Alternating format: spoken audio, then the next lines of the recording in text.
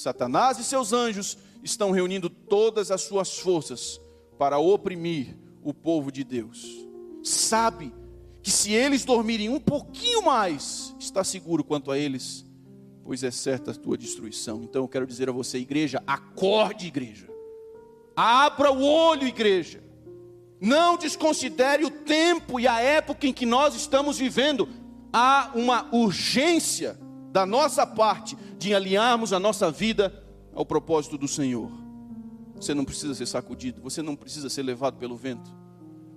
Quarto, conhecimento superficial da verdade. Há 30 anos, essa semana, na terça-feira, minha mãe fez 30 anos em que foi batizada junto com minha irmã no batismo da primavera. Meu pai 2 anos antes, meu irmão 3 anos depois, eu 5 anos depois. Olha, naquela época, eu ouvia com muita frequência, os adventistas são o povo da Bíblia. As pessoas inclusive advertiam, não estude a Bíblia com um adventista, porque ele vai te pegar. Um adventista conseguia dar razão de sua fé, explicar seu ponto de vista, estabelecia uma relação, uma linha de raciocínio e dizia, é assim por causa disso, disso, disso. A minha pergunta é, por que você crê no que você crê? Sustentado em que você faz o que você faz, do ponto de vista doutrinário? Tenho a impressão que muitos de nós temos tido uma fé diluída quase por osmose. Batizei porque, enfim, é a religião da casa, é a religião da família. Não, conhecimento superficial da verdade. Uma pesquisa realizada recentemente no Brasil, com todas as igrejas, num sábado pela manhã, revelou que a média da leitura da Bíblia entre os adventistas do sétimo dia na América do Sul estava em torno de 15 minutos por semana. A minha pergunta é, quem sobrevive a 15 minutos de leitura da Bíblia semanais? Às vezes eu fico me perguntando, ao chegar aqui num sábado pela manhã e ver uma meia dúzia de gato pingado na escola sabatina, por que não vem? Eu às vezes até fico me perguntando se devo transmitir algumas coisas. Por que não vem? Sério, eu fico me perguntando, por que não vem na escola sabatina? Não gosta da escola sabatina? A escola sabatina é chata? Qual a razão? Muito longe, está cansado?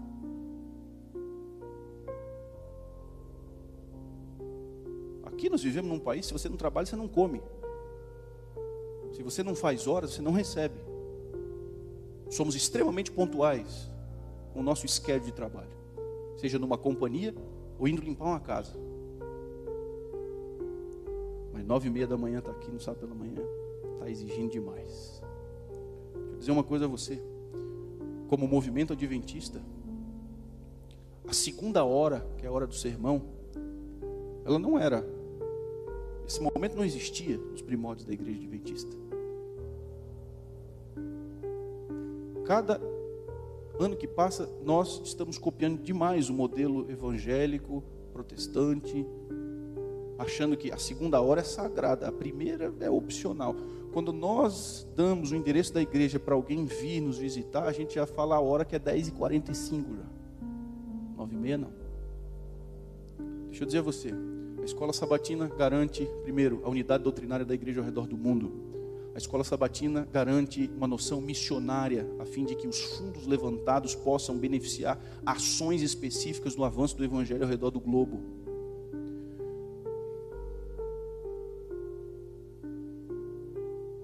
Como é que eu faço isso sem parecer indelicado? Alguns têm cobrado da igreja algumas coisas, mas não têm feito o arroz com feijão em casa. É difícil para a gente contornar situações de rebeldia na juventude, final da primeira infância, adolescência, quando os pais não se acostumaram a trazer suas criancinhas na escola sabatina. Uma junta especializada prepara o material da escola sabatina adaptado à fase de sua criança E a impressão que eu tenho, a partir do relatório dos meus professores de escola sabatina e das professoras, os pais não têm estudado a Bíblia com seus filhos em casa. Não têm feito o arroz com feijão. O que tem na igreja para os meus filhos? O que tem na igreja para os meus filhos? Você realmente acha que em 2 horas nós vamos resolver o problema aqui? Quando não se gasta 5, 10 ou 15 minutos diários sentando com o filho em casa para dizer assim, ó, quem manda na nossa vida é o Senhor, vamos orar aqui agora, vamos ler a Bíblia, vamos estudar a lição. Como é que eu consigo contornar o fato de o seu filho não vir na escola sabatina? Como que eu consigo contornar esse fato? Como?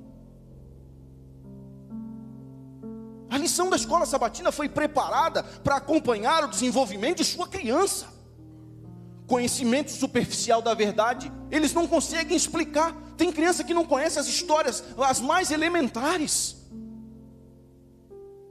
Para mim, é inadmissível que um juvenil ou adolescente tenha que ir ao índice, para encontrar a referência bíblica.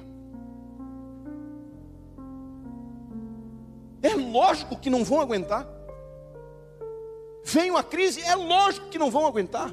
Porque não tem relacionamento com a palavra, não tem conhecimento, é superficial, não tem raiz. O sol escaldante da vida, da problemática da vida, vai fazer secar, porque você não extrai as substâncias necessárias. Estou elevando o tom do meu discurso aqui. Que às vezes eu penso que não vem na escola sabatina, por quê? Porque não estudou a lição com o filho, não quer que o filho passe vergonha na classe. Não vem na escola sabatina porque não estudou a própria lição, não quer passar vergonha na classe. Como é que se resolve isso? Mudando o horário da escola sabatina, vamos botar para as 10 horas, quem sabe o horário ajude? Vamos inverter culto e escola sabatina, botar a escola sabatina depois? Não vai resolver. O problema não é isso, o problema não é o fracasso de eu ter uma equipe de escola sabatina aqui na frente, falando para meia dúzia aqui quando começa. O problema não é esse, o problema é elementar. O problema é que eu não acho que pode ser diferente aqui. Quantos minutos você passa com a palavra por semana? Porque a própria lição da escola sabatina cria o roteiro para você ter contato com a palavra. Se você não faz nada, apenas a lição, tem a pergunta e a referência bíblica, e você abre a Bíblia para fazer a lição um pouquinho todo dia, já vai ser outra coisa, meu irmão. Já vai ser outra coisa. Ela diz, ao ouvir a sacudidura, esses leitores superficiais da Bíblia, não ancorados em parte alguma, são como areia movediça. Quinto, ignorância em relação ao poder de Satanás. Grande conflito, página 507, olha o que a senhora White diz. Satanás conjuga todas as forças e arremessa ao combate todo o seu poder. Por que não encontra ele maior resistência? Por que não? Porque são os soldados de Cristo tão sonolentos e indiferentes. É porque entretêm tão pouca verdadeira comunhão com Cristo. Porque se acham tão destituídos de seu espírito. O pecado não lhes é repelente e aborrecível como era seu mestre. Não o enfrentam como fazia Cristo, com resistência decidida e resoluta. Não se compenetram do grandíssimo mal e malignidade do pecado. Estão cegos, tanto a respeito do caráter como do poder do príncipe das trevas. Pouca inimizade há contra Satanás e suas obras, porque há tão grande ignorância a respeito de seu poder e maldade e da grande extensão de sua luta contra Cristo e sua igreja. Multidões estão iludidas neste ponto. Não sabem que seu inimigo é um poderoso general que domina a mente dos anjos maus e que com planos bem elaborados e hábeis artifícios está a guerrear contra Cristo para impedir a salvação das almas. Entre os profetas cristãos, agora olha aqui a burdada em mim, e mesmo entre os ministros do Evangelho, raramente se ouve uma referência a Satanás, exceto talvez uma menção ocasional do púlpito. Não tomam em consideração a evidência de sua atividade e o êxito contínuos. Amigo, negligenciam os muitos avisos contra os seus ardis e parecem ignorar-lhe a própria existência. E a gente vai vivendo a nossa vida como se não estivéssemos inseridos no meio de um grande conflito entre o bem e o mal.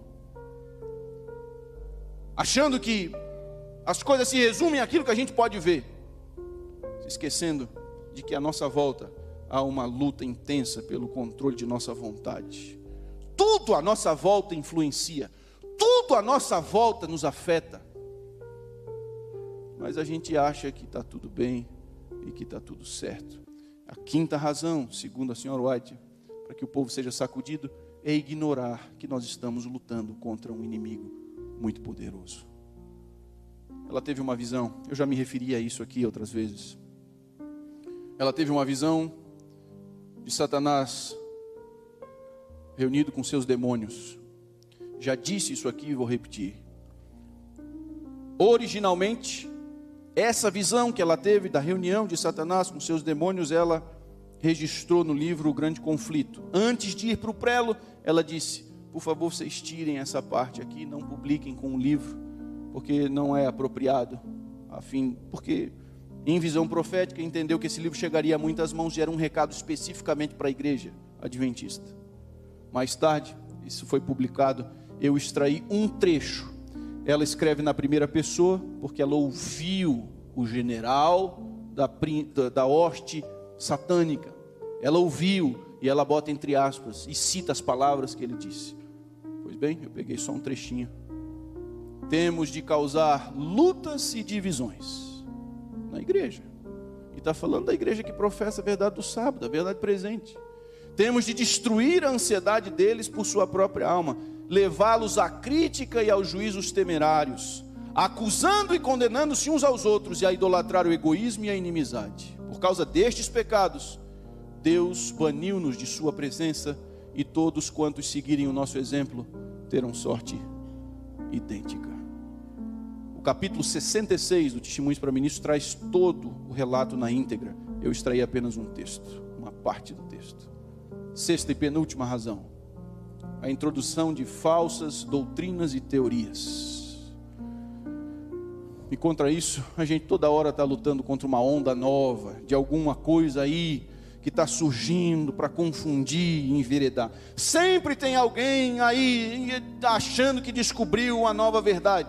Sempre, e vou te dizer mais, pode surgir a maior de todas as insanidades, a maior de todas as loucuras, sempre vai ter alguém para seguir essa pessoa, sempre. Pois bem, isso está associado ao quarto motivo, que é o conhecimento superficial da verdade. Se você não está alicerçado na verdade, não tem base para defender sua fé, você não vai estar preparado para poder filtrar essas novas modinhas que surgem de vez em quando. Pois bem, assim ela diz. O Espírito de Deus tem iluminado cada página dos escritos sagrados, mas há aqueles sobre os quais pouca impressão eles fazem, por serem imperfeitamente compreendidos. Ao ouvir a sacudidura pela introdução de falsas teorias, esses leitores superficiais, não ancorados em parte alguma, são como a areia movediça. A experiência do passado há de repetir-se, diz ela. No futuro, as superstições de Satanás assumirão novas formas. Erros serão apresentados de maneira agradável e lisonjeira. Falsas teorias revestidas de trajes de luz apresentar-se-ão ao povo de Deus. Assim, procurará Satanás enganar, se possível, até os escolhidos. E ela continua: as mais sedutoras influências serão exercidas, mentes serão hipnotizadas. Sim. Seria prudente lembrar você que o último grande engano, quase irresistível, essa é a palavra que Ellen White utiliza no Grande Conflito, é quando ele aparecerá como anjo de luz, falando um bocado de coisa. Deixa eu dizer aqui, amigo,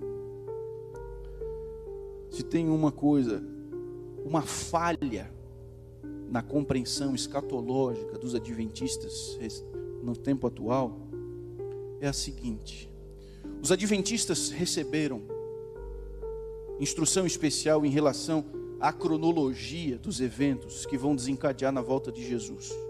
Os adventistas sabem que sacudidura e chuva serôdia são simultâneos.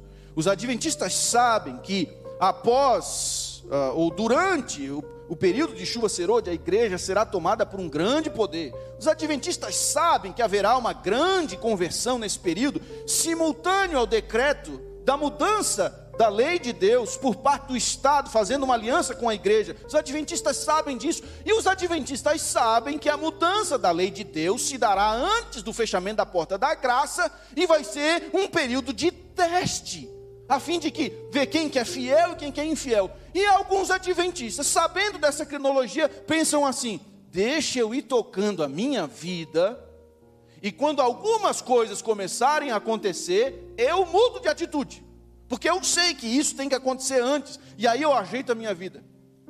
Isso não vai acontecer. Isso não vai acontecer.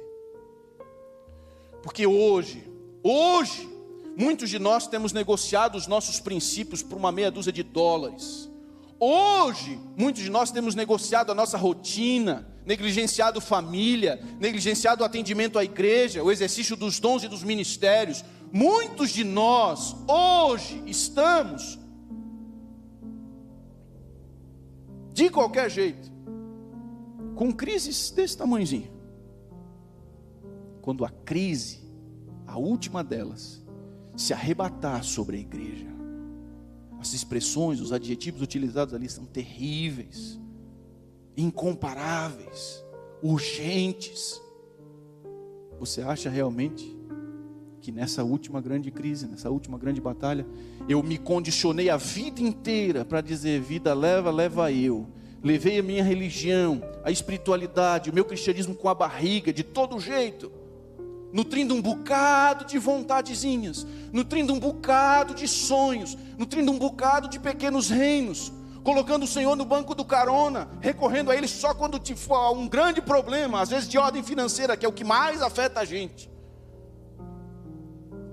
Aí quando chega essa grande crise, você acha realmente que nós estaremos prontos? O nosso pescoço a prêmio? Não estaremos. E aí, meu amigo, nós vamos ao que eu não pus numa ordem de sequência de importância, mas uma das 7 causas, a 7ª relacionada aqui, tem que ver com provas e perseguições. A nossa fragilidade diante de crises é uma coisa impressionante.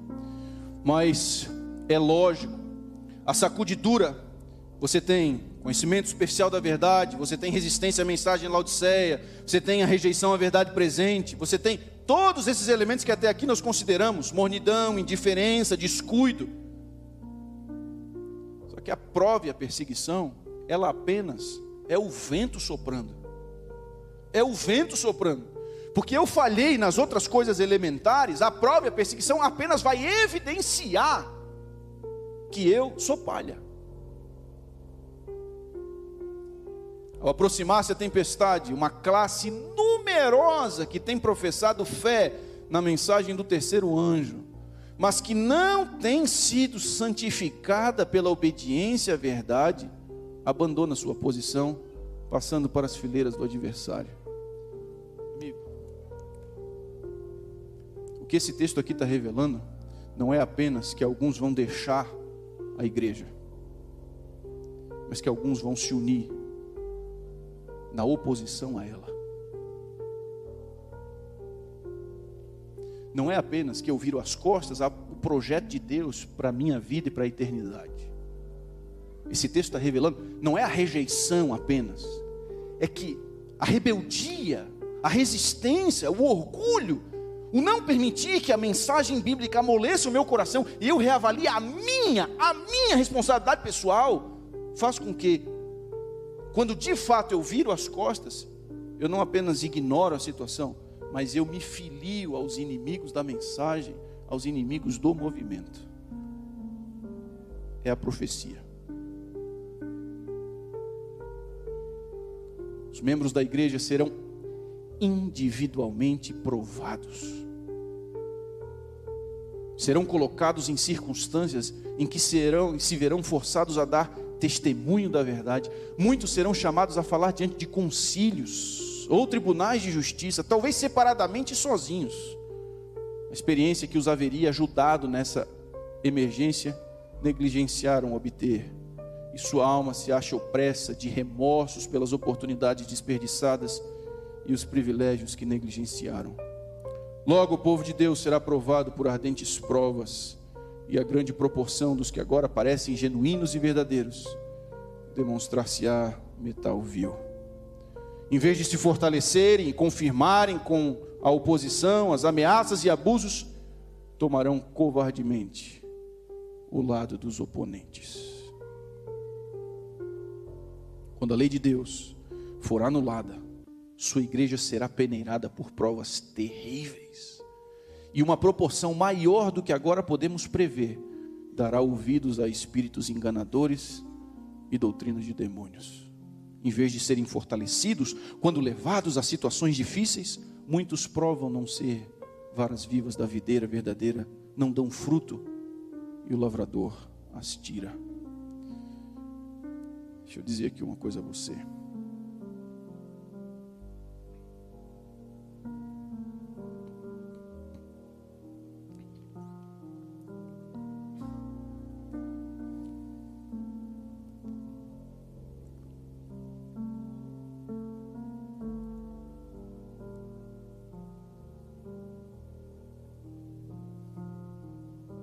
Não finja que não é com você.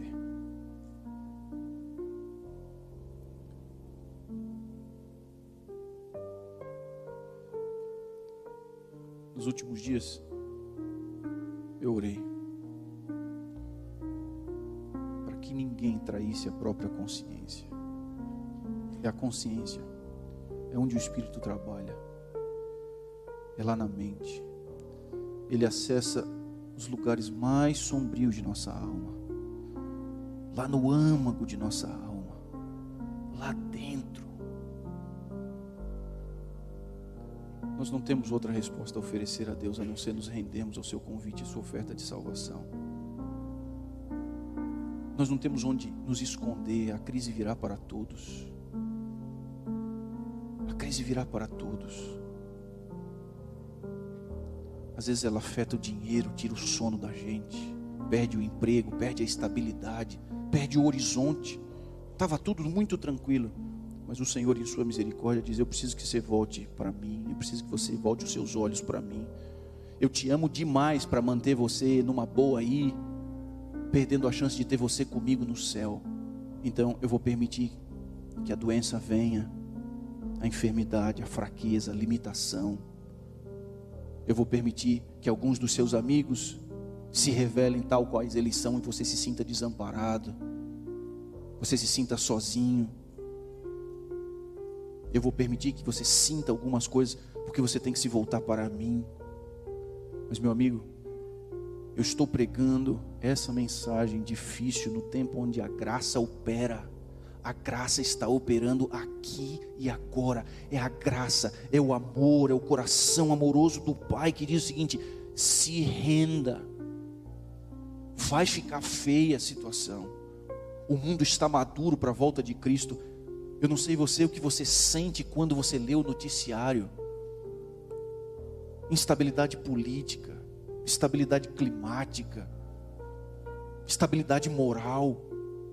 A gente hoje está com vergonha de dizer algumas coisas que a gente acredita sobre família, sobre relação homem e mulher, sobre o papel da mãe. A gente está com vergonha hoje de dizer algumas coisas, porque está tudo tão invertido, que parece que os valores defendidos pela igreja, você está no corner. Você não consegue dizer, porque se você diz, se você fala algumas coisas, ou você é machista, ou você é homofóbico, ou você é racista, ou você é radical, ou você tem uma mente fechada. Está cada vez mais difícil. E nós precisamos nos preparar, porque vai piorar. Em relação ao tempo, aproximavam-se rapidamente os dias em que haverá grande perplexidade e confusão. Satanás, vestido com roupas angélicas, enganará, se possível, os próprios escolhidos. Estamos no tempo da sacudidura, diz ela. Tempo em que cada coisa pode ser sacudida e sacudir-se-á. O Senhor não desculpará os que conhecem a verdade, se não obedecem a seus mandamentos por palavra e ação. Se não fizermos nenhum esforço para ganhar almas para Cristo, seremos responsáveis pela obra que poderíamos ter feito, mas que não fizemos por causa de nossa indolência espiritual. A igreja dará uma resposta, estabelecendo planos e estratégias para que a gente seja relevante do ponto de vista evangelístico. Isso aqui apenas evidencia o nosso estado, a nossa condição espiritual. Mas foi prometido a nós também uma série de vitórias. Deus está cirandando o seu povo. Será uma igreja pura e santa, diz a profecia. Não podemos ler o coração dos homens. O Senhor, porém, tem provado,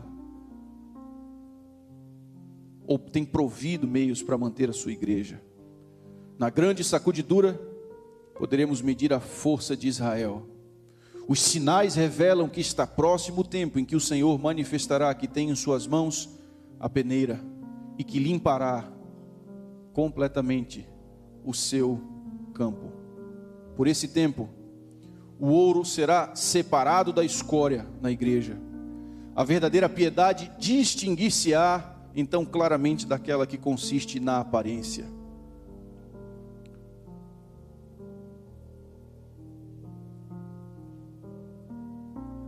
Muitas estrelas, cujo brilho temos admirado, então se apagarão, transformando-se em trevas.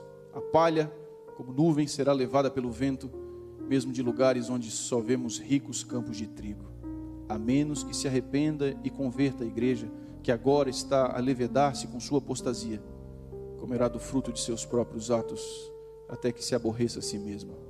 Quando resistir ao mal e escolher o bem, quando buscar a Deus com toda a humildade e alcançar sua alta vocação em Cristo, permanecendo na plataforma da verdade eterna e pela fé lançar mão dos dons que para ela se acham preparados, então essa igreja será curada. Aparecerá então na simplicidade e pureza que Deus lhe deu, separada de embaraços terrenos, mostrando que a verdade com efeito a libertou. Então seus membros serão na verdade os escolhidos de Deus e seus representantes. Amigos, não há por que eu e você sermos pegos de surpresa. Não há por que eu e você sermos pegos no contrapé. Você sabe que no dia do ajuste de contas final, no dia do juízo final, o Senhor vai utilizar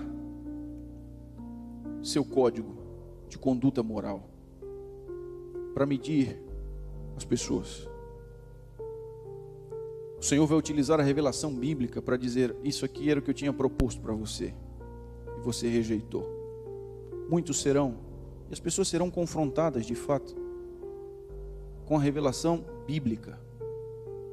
Esse era o recado. Você sabia o que você tinha que fazer. Alguns de nós seremos confrontados porque negligenciamos entender os nossos deveres. O conhecimento estava à disposição, a revelação estava ao nosso alcance, mas para a gente não se comprometer, a gente ignorou a coisa. Mas você sabe, ainda que esta seja a base do julgamento, sabe o que mais vai condenar as pessoas no dia do juízo? Sua própria consciência. Numa dinâmica que nós desconhecemos, usando as ferramentas que nós desconhecemos, o Senhor vai colocar diante de nós todas as interferências que Ele fez para despertar a nossa consciência em relação à verdade. Nesse dia eu falei com você no seu coração, assim e você resistiu. Naquele dia alguém lhe procurou, alguém lhe fez um alerta. Naquele dia eu mandei alguém para falar com você nesses termos. Naquele dia você ouviu isso, naquele dia você ouviu aquilo. Naquele dia, enquanto você dirigia para o trabalho, eu falei com você. Você estava ouvindo aquele sermão no rádio e eu disse que era com você que eu estava falando. Você ouviu aquela música e você quase se rendeu, mas seu orgulho não deixou você voltar atrás. No dia do juízo, a nossa consciência, os ecos da voz de Deus em nossa mente ao longo de toda uma existência serão suficientes para dizer: eu fiz de tudo para salvar você e você rejeitou. Foi vaidoso demais para tributar a minha glória. Estava ocupado demais para se envolver com os meus negócios. Orgulhoso demais para confessar que estava errado. Orgulhoso demais para pedir desculpas, para pedir perdão. A nossa consciência. Essa mensagem chega em tempo de graça. Hoje, quando ouvires a sua voz, não endureçais o vosso coração.